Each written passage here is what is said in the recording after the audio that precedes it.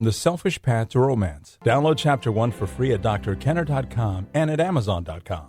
He came back with the same lies, the same silly phrases. What are you saying?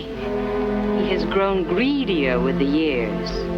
The first time he only wanted my money. Now he wants my love, too. Well, he came to the wrong house, and he came twice. I shall see that he never comes a third time. We've talked about judging other people. With me today, I have Dr. Andy Bernstein, my resident philosopher. He's got a PhD in philosophy. He teaches at Pace University, and he's given addresses all over the country, including at Harvard and Stanford and RPI, and he's written countless articles, several cliff notes, and a novel, The Heart of a Pagan. And with me today, we're going to discuss, how do you judge other people? So many times we're told, don't judge other people. Be nice. Joey might come in and say, Mommy, I don't like what Tommy did to me. He's mean. And Mommy might say, Joey, you know it's not nice to say mean things about people. Tommy's a very nice friend. You sit back and don't ever say anything negative about people. Good people only say nice things about people. With me today, again, to discuss this is Dr. Andy Bernstein. Welcome to the show again, Andy. Oh, good to be back, Ellen. Yeah. Tell me, what is the motive? My guess is there are a range of motives behind why people say don't judge, like the mother in that case who's telling her son, don't say mean things. It's not nice. Good people only say nice things about other people. Right.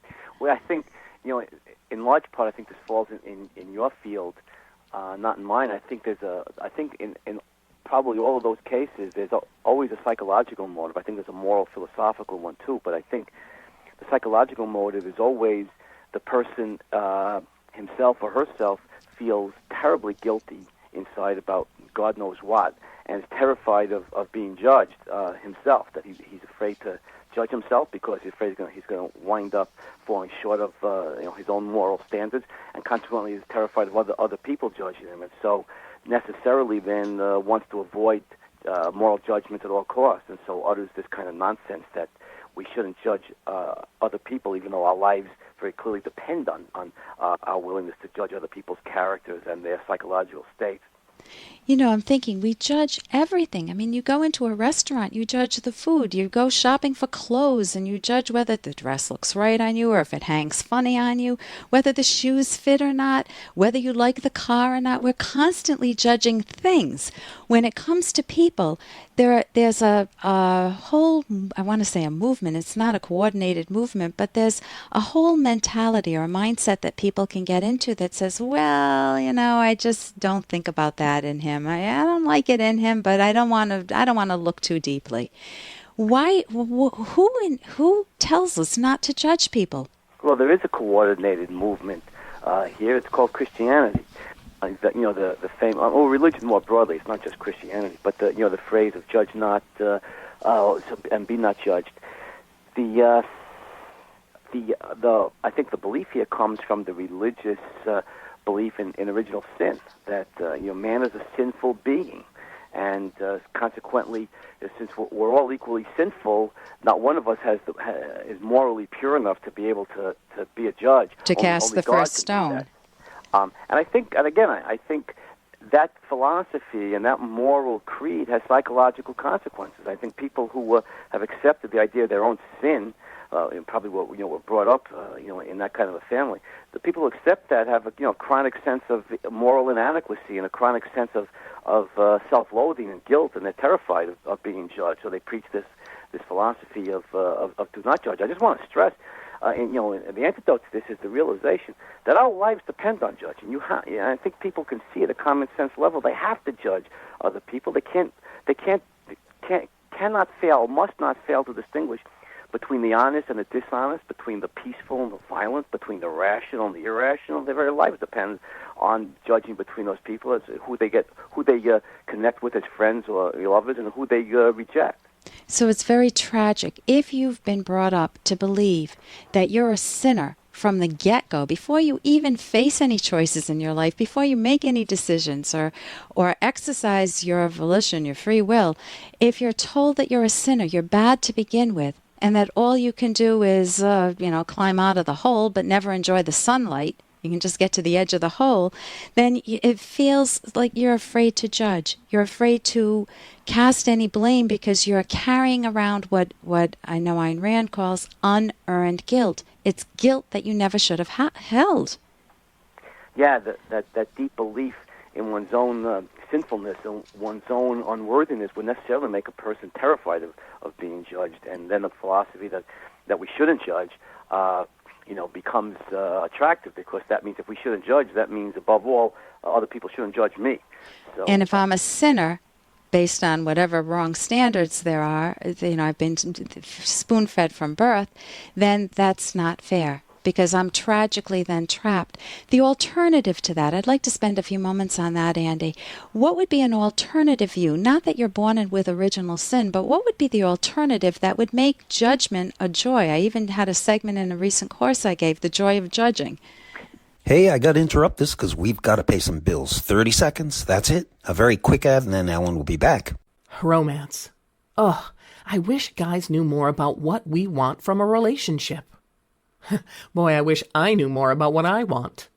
Where's that ad I saw? Here it is. The Selfish Path to Romance.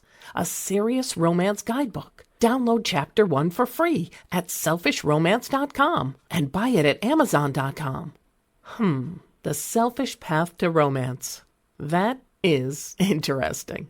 What would be an alternative view? Not that you're born in with original sin, but what would be the alternative that would make judgment a joy? I even had a segment in a recent course I gave, The Joy of Judging.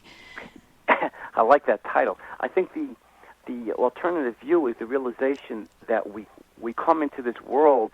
In coming into this world, we're not trailing any supernatural legacy. We're not bringing in some sinful element from our ancestors thousands of years ago. We come into this world neither good nor evil. We come into this world, with the capacity to make choices, with the faculty of free will, and then our character is based on what kind of choices we make. For instance, if you're a kid going to school and you study hard, and earn good, you gain knowledge and earn good grades, you should be proud. You've done good. If you cheat, then you've done bad. And so you judge yourself. Yes.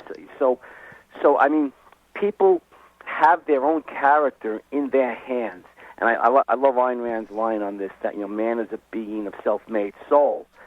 You read soul here, moral character. Man is a being of self-made moral character. So we're not evil by nature, nor are we good by nature. We're volitional by nature, and the choices we make determine our character. And so we shouldn't be afraid of judging, because if we do good, then we should be proud. If we do bad, we don't have to beat ourselves up over it. Just change, get better, do it better next time. So if you're in this swamp of always feeling guilty, always feeling like you're a sinner, and you've been taught that since you were a young child, the alternative would be to at least look at the possibility that maybe you're not a sinner and never were a sinner in the sense of original sin, and that you can judge yourself on the good choices you've made and bad choices. If you've made a preponderance of good choices and some bad ones that you're cleaning up, then you can really value yourself and feel a sense of earned pride, of very good character. You've made yourself into a responsible person, or maybe you have a decent job that you enjoy, good hobbies, good friends. If you've run your life into the ground, then it's going to be harder to pull yourself out of it, but you still can try to make amends and try to repair your life. Yes, and also, I would point out that I'm certainly a sinner, but I enjoy my sins, so, I don't worry about that. What are your sins? Well, they're probably X-rated, so I probably shouldn't go into them, on the air, but I think what you're seriously, I think what you're stating here is a very important point, and that people don't realize very often that morality is their best friend. They look at it as their enemy. mostly because morality is pushed at them as a... Well, they've had the Judeo-Christian morality, and the alternative is a rational morality, one that's based on facts, one that has common sense. Listen, I want to thank you so much for being with us again today, and I hope to have you... Next time we could discuss my sins. Okay, would love to do that. And I'm Dr. Ellen Kenner. The show is The Rational Basis of Happiness, and if you want more information on Ayn Rand, who has a rational moral code, you can go to my website, drkenner.com, or aynrand.org, AYNRAND.org. For more Dr. Kenner podcast, go to drkenner.com and please listen to this ad. Here's an excerpt from The Selfish Path to Romance, the Serious Romance Guidebook by clinical psychologist Dr. Ellen Kenner. To be told by your romantic partner what it is about you that they adore offers an irreplaceable value when it mirrors your self-image. Notice that you can't get visibility by being with someone whose character is fundamentally different from your own. A coworker you despise. A date with whom you have nothing in common. Such a person's way of coming at the world is alien to your own. You will not feel an affinity for them or experience a reflection of yourself, and you certainly won't feel any romantic attraction. To act as your mirror, another person must share important values. It is no accident that one of the most painful complaints you can make about your partner is, he or she makes me feel invisible, unimportant, like I don't exist.